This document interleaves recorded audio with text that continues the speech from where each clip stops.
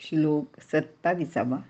उच्चैश्रवसमश्वानां विद्धि माममृतोद्भवम् ऐरावतं गजेंद्राणां नराणाय च नराधिपम्.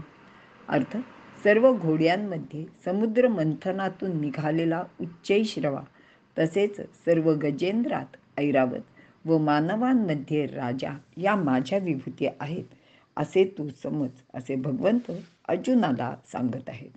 विवरण: उच्चैश्रवा अमृत मिळवण्यासाठी देवदानवांनी जे समुद्र मंथन केले, त्यावेळी इतर रत्नांप्रमाणे हा घोडा समुद्र मंथनातून वर आला आहे. बाहेर आल्याबरोबर तो जोराने खिंखाळला, त्याने खूप मोठा आवाज केला, म्हणून याला उच्चैश्रवा असे नाव पडले.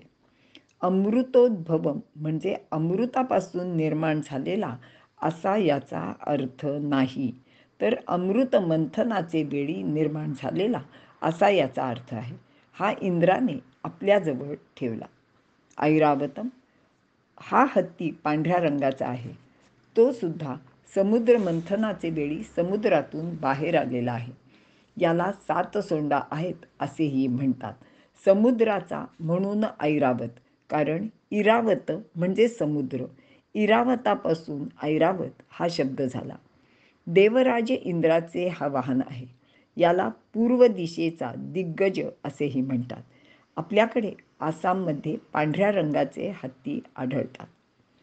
नराधिप म्हणजे राजा, संपूर्ण प्रजेचे पुत्रवत पालन करणारा, रक्षण व शासन करणारा जो राजा, तो सर्वसामान्यांपेक्षा वेगळा विशेष असतो. असा राजा पृथ्वीपती म्हणजे विष्णू समान असतो असे मानले जाते.